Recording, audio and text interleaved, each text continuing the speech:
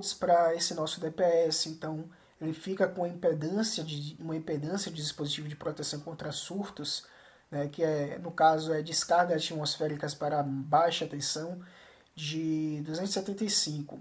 E aqui a gente vai ter aqui a corrente de impedância do nosso DPS, que é calculado com base na quantidade de fases. Então, se a gente tem, por exemplo, 3 fases, 5 mais 5 15 mais 5 20, se aqui se trata de um sistema trifásico com 3 fases, cada fase tem 5, totalizando 20. 20 valor de Ka do nosso DPS, ou seja, são 20.000 amperes de proteção.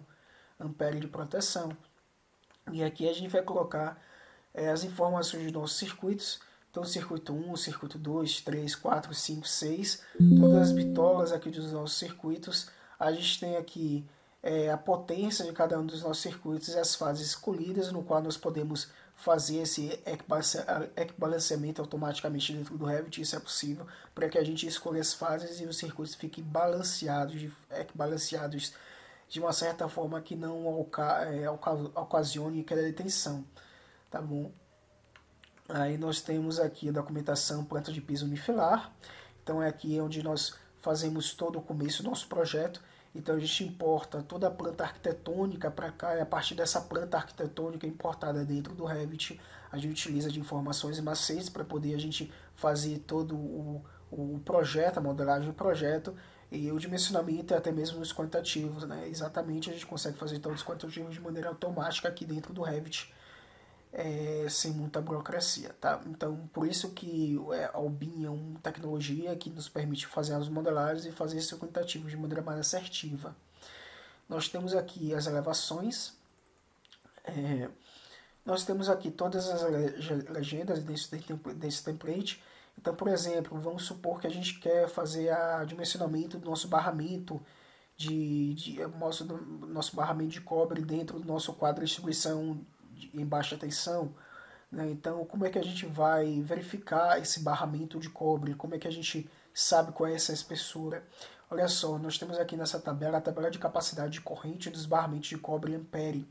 Então, se a gente tem aqui as medidas em polegadas, a gente deve sempre escolher o barramento do nosso cobre em polegadas. Então, por exemplo, se a gente tem uma corrente, e nosso projeto é pequeno, a gente tem uma corrente máxima do nosso medidor, né, no caso de uma residência de baixo padrão, baixa tensão, ou um comércio de baixa tensão, e essa corrente não ultrapassa o valor de 48, é menor do que 48, então a gente escolhe aqui um barramento, uma capacidade de barramento de medidas em polegadas de 1.8 aqui, ó, ou 1/4 por 1.8, beleza, pessoal? Então é assim que a gente faz. Os fatores de demanda nós temos aqui. O que ele diz aqui sobre os nossos fatores de demanda no caso desse template que eu tenho? Ele diz o seguinte: notas gerais para fatores de demanda. Os fatores de demanda são baseados em normas de concessionárias locais, de acordo com os projetos específicos para cada estado brasileiro. Olha só o que ele diz aqui nos fatores de demanda. Nas notas dentro desses fatores de demandas. Para facilitar o acesso aos fatores de demanda e algumas fórmulas específicas, foi utilizada a inteligência artificial do ChatGPT. Por meio dela, foi possível obter informações de acordo com o concessionário local, como fórmula de potência, total de demanda, critérios de engastamento e outras fórmulas úteis para o desenvolvimento do projeto. Atualmente o ChatGPT é mais preciso e essa consulta pode ser feita mesmo na versão gratuita. Acesse o site para verificar os valores aproximados disponíveis, tá bom? Então a gente precisa ficar preso às normas. A inteligência artificial, neste caso, nos ajuda bastante a fazer os nossos projetos. Nós temos aqui as legendas das nossas plantas baixas, então tudo que a gente colocar dentro do nosso projeto vai estar aqui dentro dessa legenda, como por exemplo, conjunto de caixa 4x2, a placa com furo central, né, piso acabado, Fab Siemens ou similar. Certo? Então, esse aqui é um tipo de símbolo que a gente pode utilizar dentro dos nossos projetos. Legenda unifilar interna. Então, quando a gente faz o nosso diagrama unifilar, a gente tem que colocar a legenda sobre esses nossos diagramas. Então, aquele específico. O que é esse símbolo? O que é o símbolo com 2 fases?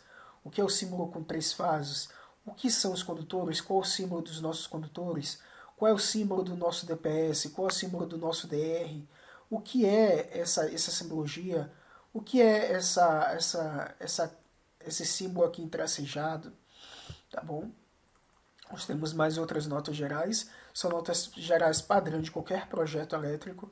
Nós temos outras notas aqui, os modelos, que é muito importante aqui no caso que a gente for fazer os detalhamentos, e a gente não consegue fazer tudo de maneira em 3 dimensões, porque é difícil, a gente precisa contratar aí um modelador externo, que é especialista em modelagem de projetos elétricos, né, para poder a gente ter os nossos quantitativos assim, muito mais assertivos, né? Então, quando a gente não tem ainda essa capacidade, a gente pode fazer os quantitativos por fora e colocar as simbologias, as representações em formas de imagem. Então, nós temos aqui notas gerais. Os modelos em 3 dimensões são ilustrativos, em projetos devem ser apenas consideradas cotas, pois as representações de postos, subestações, turbobocas e inversores são representadas em imagens à parte com os desenhos de acordo com ocasiones locais, e uma observação de consideração. Além de